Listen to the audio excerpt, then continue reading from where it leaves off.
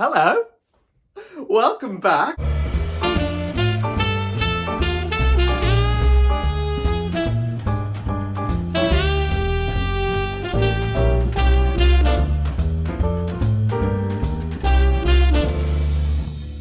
Welcome to vlog 48. It's a new year, same old me, but I do have a brand new studio.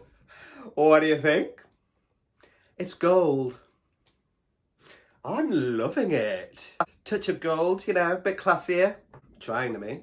So, how have you been? How was your Christmas? I had a fantastic and much needed time away up in Cumbria with my family. It was lovely. I mean that. It really was. Anyway, I'm glad to be back and excited for 2020. There is going to be so much great theatre coming to London and around the UK, and I'm going to see as much of it as I can. Starting with, well, couldn't resist going to the cinema to see Cats, the movie. Did you see it? You know what? This film got so much stick, but I actually liked it. I mean, it can't really do much else. It's a stage show where dancers become cats. And that's what you got in the film. I thought it was really, really good. You know what I mean? It actually made more sense on the big screen. I think they've adapted the story a little bit. It certainly seemed to make more sense. And the performances were brilliant. Tom Hooper is incredible at extracting such genuine performances. I mean, somebody did need to give Jennifer Hudson a tissue, but anyway, yeah. If I'm completely honest, the dance sequences were a little bit underwhelming. I mean, that's the spectacle of the show, the ensemble work that you see when you go and see Cats. And the film just didn't quite have that element. But it's still a great, great film. And the new song by Taylor Swift is beautiful. You should definitely check it out. It's not a film that I'd probably go and see again at the cinema, but it's a nice kind of rainy afternoon, stick it on a DVD film that cost £100 million. Anyway, so straight after that, my first show of the year was Snow White and the Seven Dwarfs at Richmond Theatre. What did I think of Snow White? I loved it. 7 musical theatre actors on their knees. I'm here for that. Playing the Prince was my buddy James Darch, who's recently toured with Rocky Horror Picture Show. And he's brilliant. He looks gorgeous and he's an amazing singer. And they all did a really, really good job. Jo Brand, who was playing, well, I don't know who she was meant to be playing, the Wicked Witch. She was a little bit rusty. I mean, this was a month into the show. This was the night before they finished the entire run. And she was still struggling to remember her lines.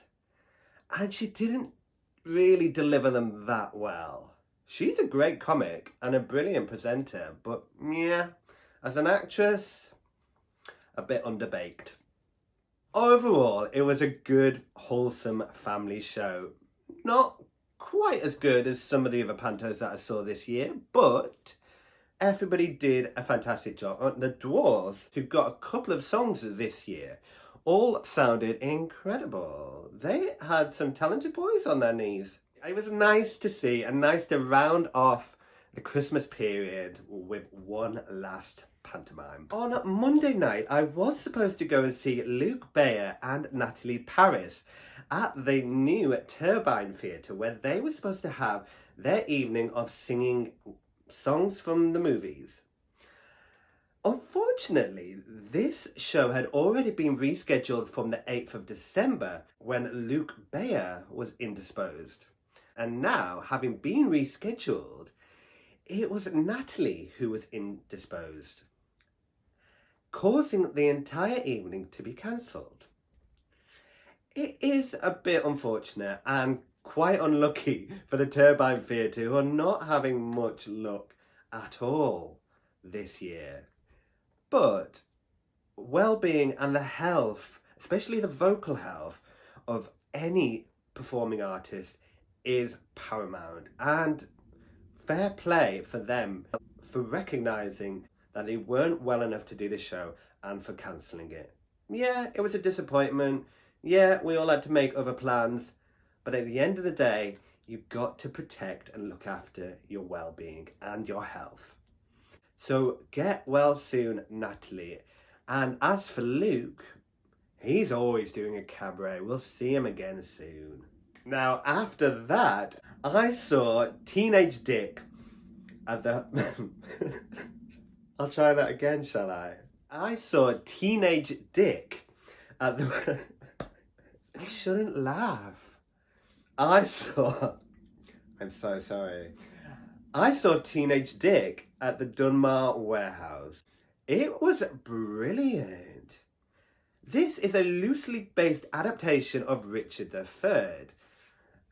Now that almost put me off because I'm not the massive Shakespeare fan, but this is brilliant. Set in an American high school, it had that feel if you've been watching on Netflix shows like Sex Education.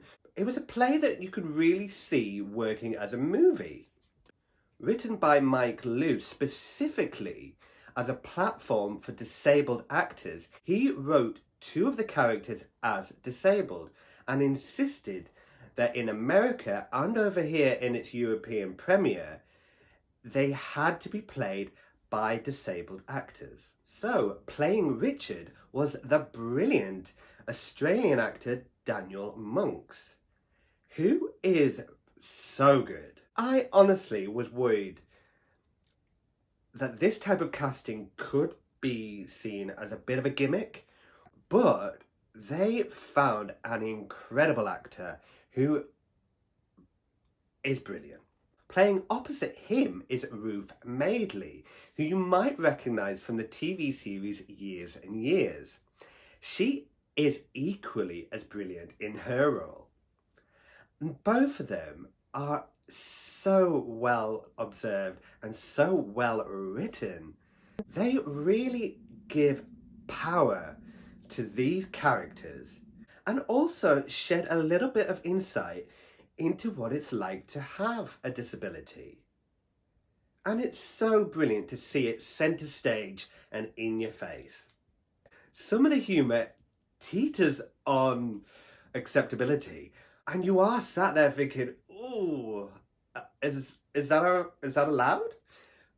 But they do it in such great taste and such honesty that it is brilliant. The cast of 6 are all incredible, especially Sienna Kelly, who is a superb dancer. Now, between her and Daniel, they accumulate into this incredible dance sequence, which is stunning. If you've been watching Dancing on Ice this series, you'll have seen that for the first time in its 12-year history, they've got a same-sex partnership with Matt Evers and Ian Watkins.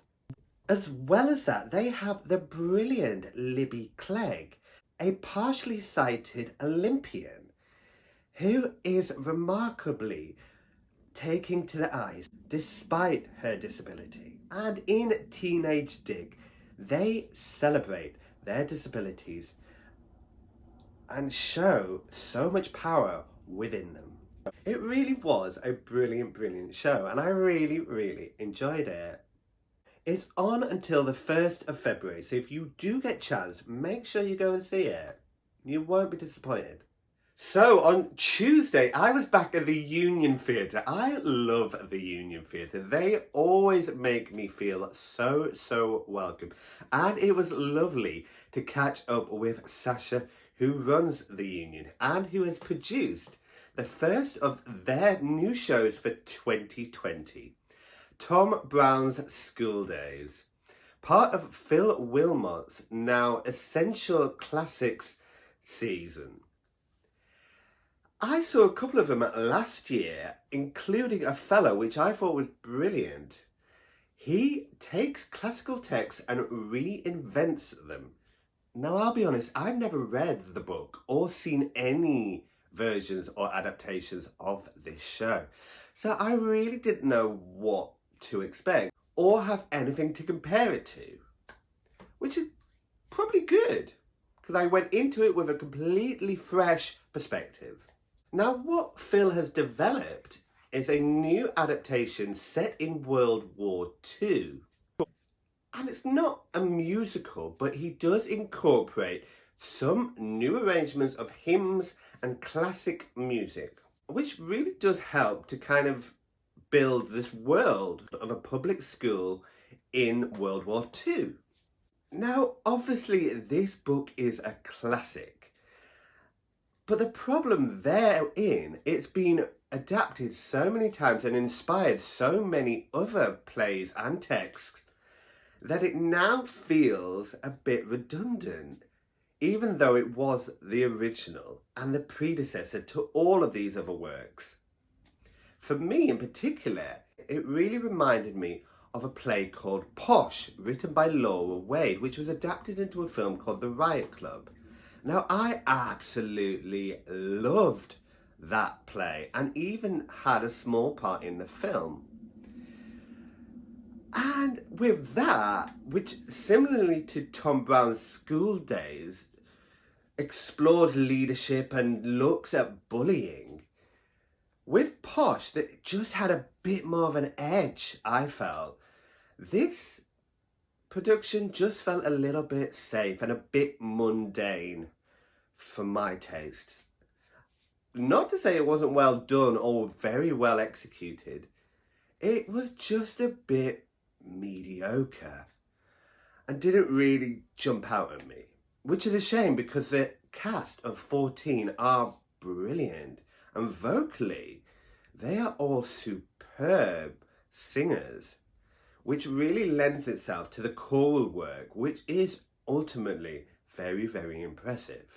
And what Sasha and the Union Theatre do really well is bring in a cast of new graduates and give them their first opportunity in theatre. And this show is no exception. A lot of the boys in the cast are brand new, fresh out of college, and are brilliant and do such a good job. But like I say, as a piece itself, it just didn't grab me. If you know the book, if you love the book, you will probably love this adaptation. If you didn't know it, you'll probably be harder to win over. But nonetheless, it's a cracking little show with some brilliant singing. And it's pleasant. I'll use that. Pleasant. Not peasant, pleasant. Now, next in the season, continuing with the VE Day 75 Years On theme, is Blitz by Lionel Bart, who wrote Oliver. So I am really excited for that one. I think that will be for me. Next up on Wednesday night, I was at the Other Palace to watch a special concert from Kooman Dimond. Know who they are? Well, to be fair, you probably wouldn't. They wrote the incredible show Romantics Anonymous, which is why I know of them. And they are bringing that show back. It is going to be at Bristol Old Vic for a couple of weeks before going back over to America, where Kooman and Dimond are from. It was directed and co-written with Emma Rice, who used to be the artistic director of The Globe, where they put it on 2 years ago in their Sam Wanamaker Playhouse. Now, it starred Carly Borden and Mark Antolonin, who is brilliant, and they were both back this evening to sing a few songs from Romantics Anonymous, which, again, is so beautiful. It's about chocolate. What is not to love? But I was really impressed by the rest of Kooman Dimond's work, which I was introduced to over the course of the evening.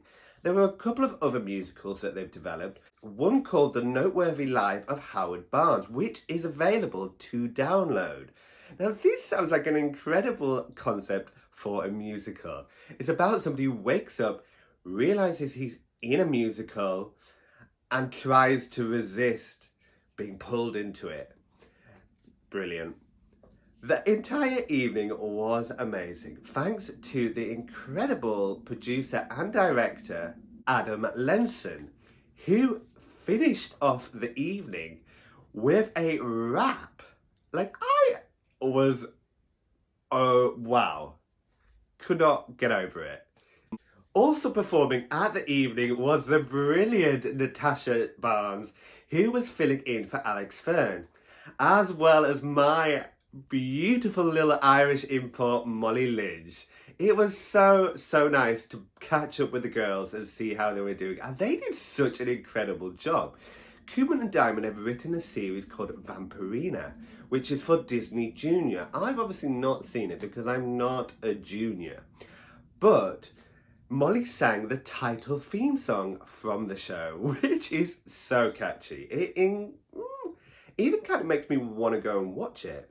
Stuart Clark, who was recently in Fiddler on the Roof, was there still sporting a beard, and he's about to go into Be More Chilled at the Other Palace, and has just become a dad, and was looking fine. Just saying, daddy issues. The legendary Nick Barstow was musical director and even sang one of the songs himself. His voice is ridiculous. And also Lizzie Connolly was there, and she cracks me up. During her performance, she got her wrist stuck on her dress. Honestly, could not write it. Brilliant. If you are interested in seeing Romantics Anonymous, it is only on from the 18th of January to the 1st of February at Bristol Old Vic. So it is a bit of a trek, but it will definitely be worth it because it's brilliant. And meanwhile, like I say, have a look at some of their other work. As well as writing musicals, they write a few standalone songs. And this evening was a mix of those songs and the works and some of their musicals. All in all, it was a brilliant evening. Absolutely fantastic. Loved it. And it really is nice to put a name to the faces. Or a face to the names. I meant that. But to be honest, I didn't even know the names. So that's my bad. I do now though, and so do you. Kooman Dimond, don't forget it. Spell it right though. Diamond without an O. Not like Neil Diamond. Do you know who Neil Diamond is? Okay, so on Thursday evening, I was invited by a PR company that I work closely with to a show at the Old Red Lion. Well, actually, there were two shows at the Old Red Lion. This was a double bill of two plays by Rosalind Blessed, the daughter of revered actor Brian Blessed. Now, alarm bells are already ringing. She is the daughter of a revered actor who is credited as executive producer on these shows, meaning he probably paid for them. That's not to discredit Rosalind and say that she doesn't deserve a platform, or that she's not any good, or that she won't be any good. But it does start to kind of get the cogs working. Now, I've seen work recently at the Old Red Lion, in particular one play last year called The Poison Polluted by Catherine Riley, which was superb. And that was about domestic abuse and drug addiction, and starred Catherine herself. So, with The Delights of Dogs and the Problems of People, that's one of them. Long title, I know. And Lullabies for the Lost. These are both plays written by Rosalind, probably both based on her own experiences. Lullabies for Lost is a collection of monologues about various themes, including depression, eating disorders, and social anxiety. And The Delights of Dogs and the Problems of People is a two-hander which tackles domestic abuse. Now, within both, Rosalind, I think, plays the same character. Either that or she just doesn't make much of an effort to distinguish between them.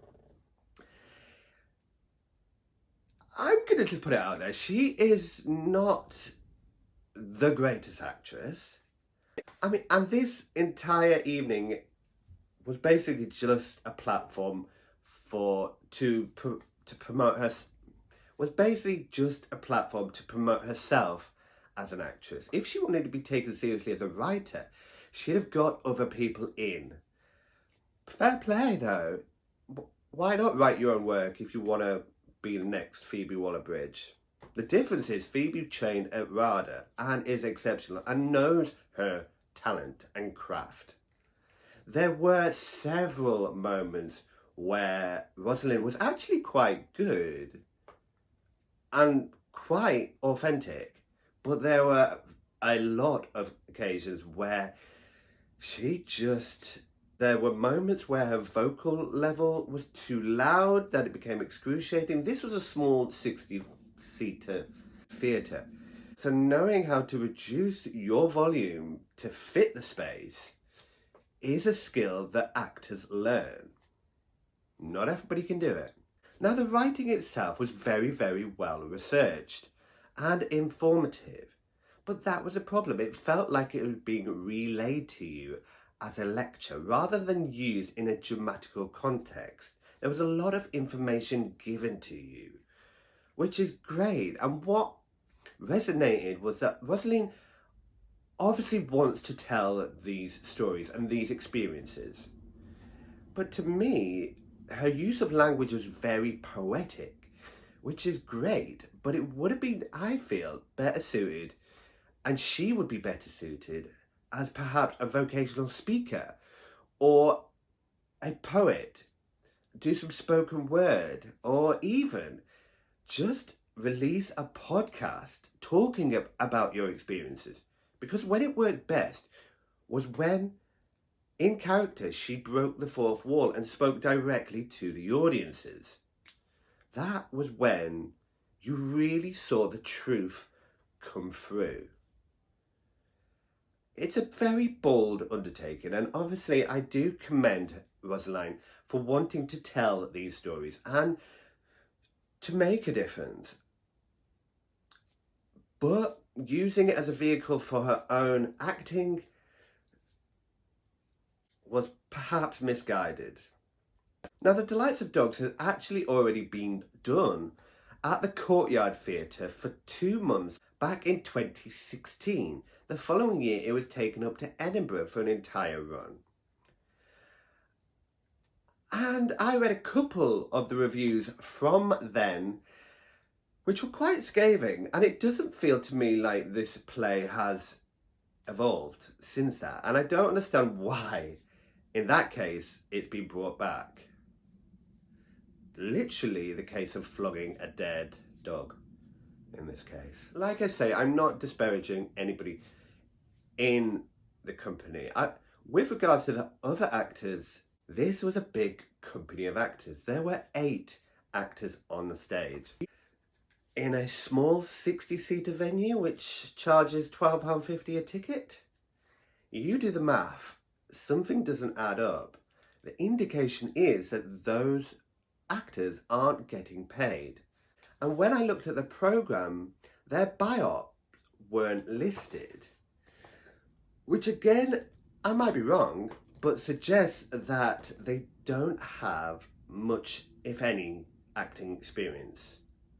I apologise if that's not the case, but certainly by not crediting their experiences or previous roles, it suggests that they are new to the industry, which is fine.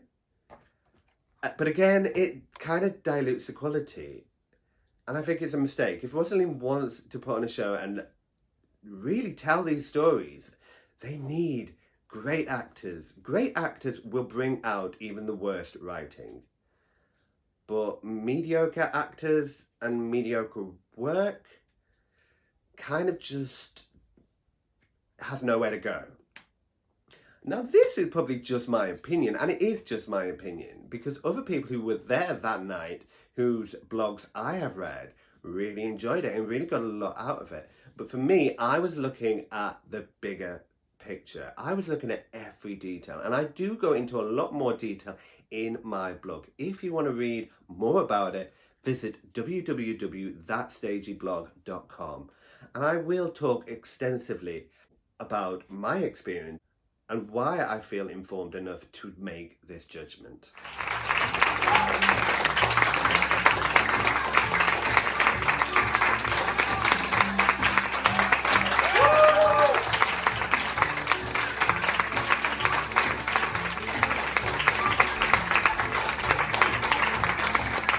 Saturday afternoon, I was over in Croydon at the Fairfield Halls to watch the new production of Once, the musical, before it heads off on its great big UK tour. Now, Once is the musical based on the 2007 film of the same name, which won an Academy Award for its song Falling Slowly, which features in the film and the musical. Now, the musical came to the West End in 2013 with Declan Bennett, followed up by Arthur Darvill, David Hunter and even Ronan Keating before it closed in 2015. I did see it a couple of times, once with Declan and once with David, but I'll be honest, I could not remember anything about it. And even when I sat and watched it this afternoon, I had no recollection at all. Which is great. It felt like I was watching something brand new. I can't compare it to the original because, like I say, I can't remember what the original was like. I think there was the opportunity to actually get onto the bar. I can't remember. Anyway, the set resembles the West End version, from what I can remember.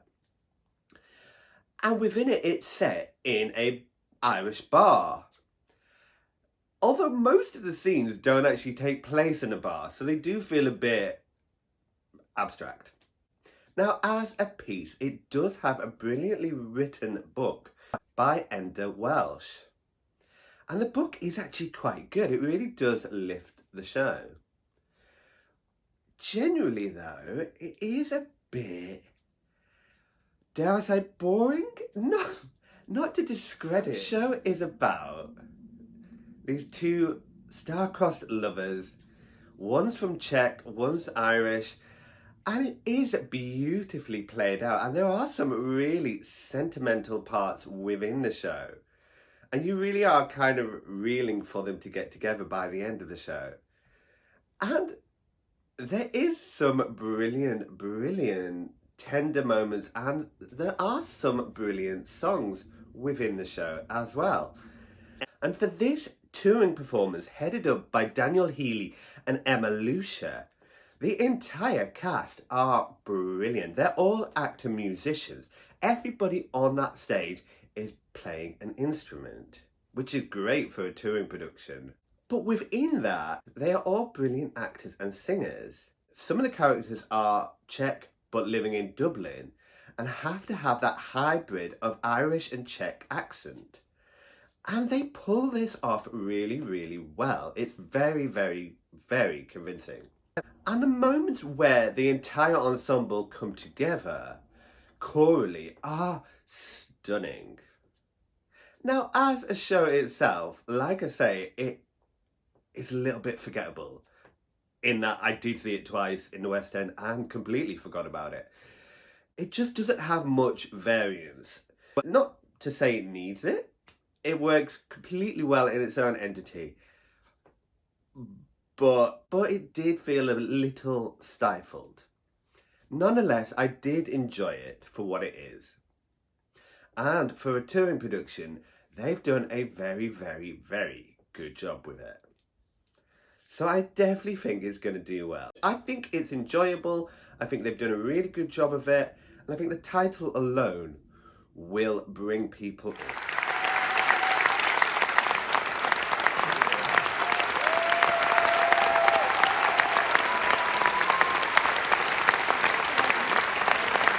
On Saturday evening, I was back at the Charing Cross Theatre to watch the very final performance of Soho Cinders.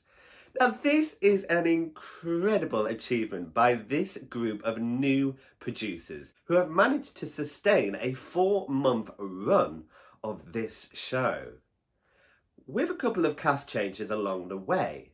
I mean, some West End shows don't even last that long.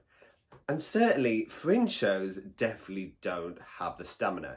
They've done such a good job, and I really, really, really commend them all.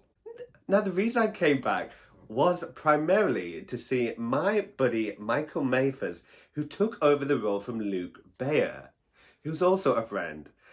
They both played the role of Robbie, who is the Cinderella in the story. And they completely, as you'd imagine, play it very differently. And I'm not going to be unfair to Luke and pick a favourite, but Michael did bloody brilliantly. I was honestly so impressed. His voice is incredible anyway, which I already knew, having seen him at a Charing Cross before in Myth and seen him in solo concerts.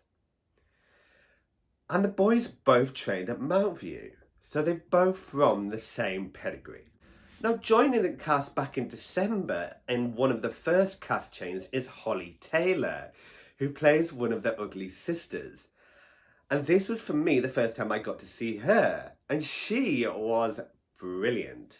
Replacing Millie O'Connor is Livy Evans, who again did an incredible job of filling the shoes of somebody who'd been so popular within the show. And she is incredible. It was really, really nice to see this new cast brought in to really shake up the show. And it did feel like you were watching something completely different. For the existing cast, the show is really embedded into them, and they've really allowed themselves to try newer things compared to when I first saw it on press night. Liam McHugh, Robert Grouse and Dale Hodge were also new to the cast since its extension earlier this year. Dale Hodge, he's incredible. He trained at Arts Ed and has been in Les Mis, and his vocal range is incredible. He recently was in Jesus Christ Superstar, and it shows, because the tricks he can do with that voice are wow. And he showed it all off in Soho Cinders, which was a treat to see. Robert Grouse also injected a bit of a new flavour overall. And like I say, this show really feels like it's evolved. Michael decided to use his own Geordie accent, which really, really worked. Although it is set in London, let's be honest, anybody who lives here knows that you'll be hard pushed to find anybody who actually has a Cockney accent. Part of the beauty of London is its diversity and the fact that we're all different. And in this show, thanks to the new cast, you really get that sense of Soho and its diversity. And it's brilliant. And like I say, Michael choosing to use his Newcastle accent was joyous. Especially for me, because I am Northern and I do love to hear a Northern accent on the stage. And it was also really, really nice to see the original Robbie, Josh Lewiston, and Luke Bayer both come back to support new Robbie, Michael. And Natalie Harmon also returned to support the cast on their final show.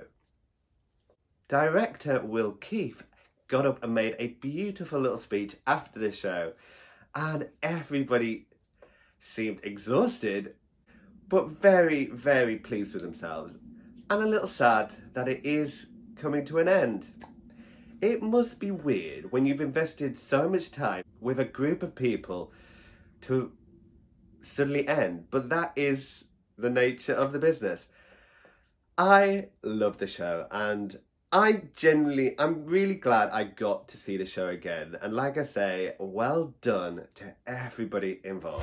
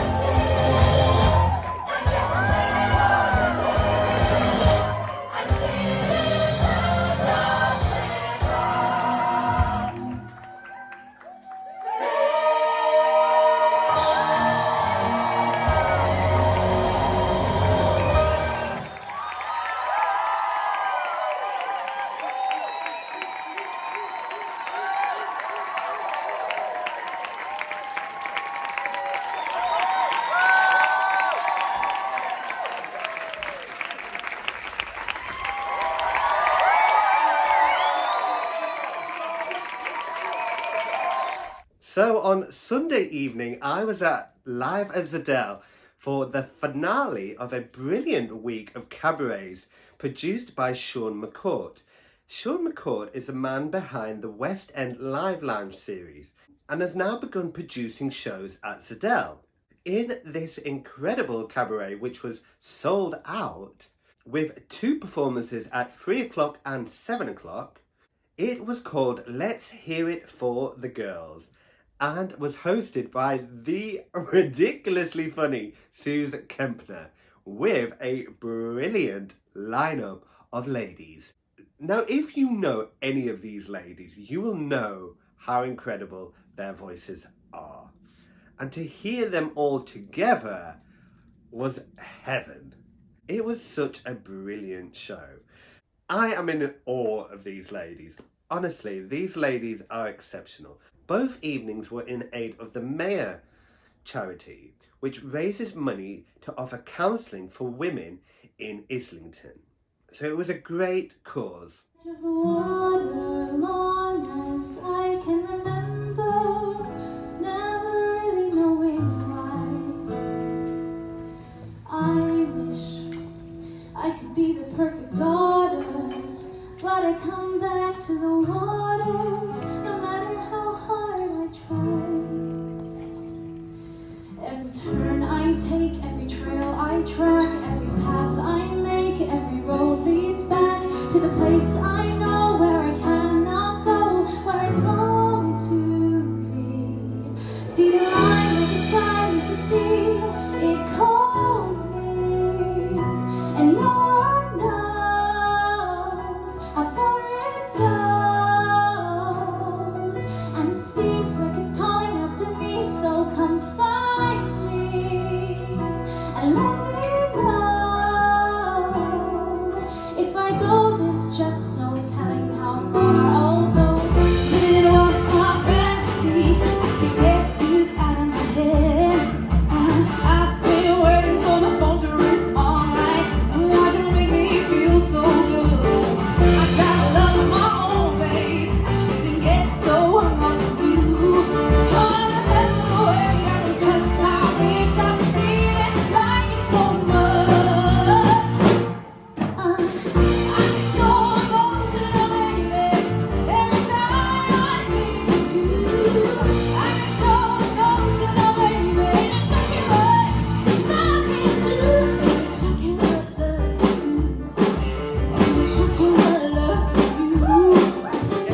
so that's my first vlog of the year done. And also, new for 2020, here is my 60-second roundup of news. This is my 60-second roundup of this week's theatre news. Matt Lucas withdraws from Les Mis with a back injury, with Ian Hughes now taking over. Andy Nyman will join Jenna Russell and Imelda Staunton in the cast of Hello Dolly.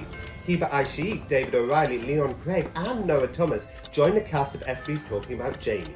Scott Allen announced the lineup for the first of his shows at the Crazy Crocs in May.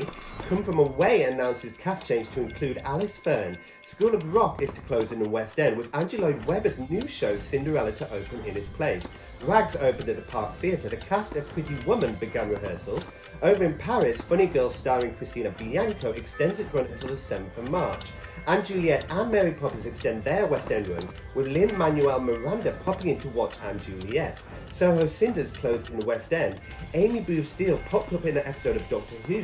Tom Zander was in Holby City, and the cast of Prince of Egypt appeared on ITV's Dancing on Ice. That's been my 60-second roundup. I hope you've had an incredible week. Please get in touch with me on Instagram, Twitter, or Facebook, however you use social media. And please do subscribe to my channel, just so that I know that people are watching. Anyway, have a great time. See you next time.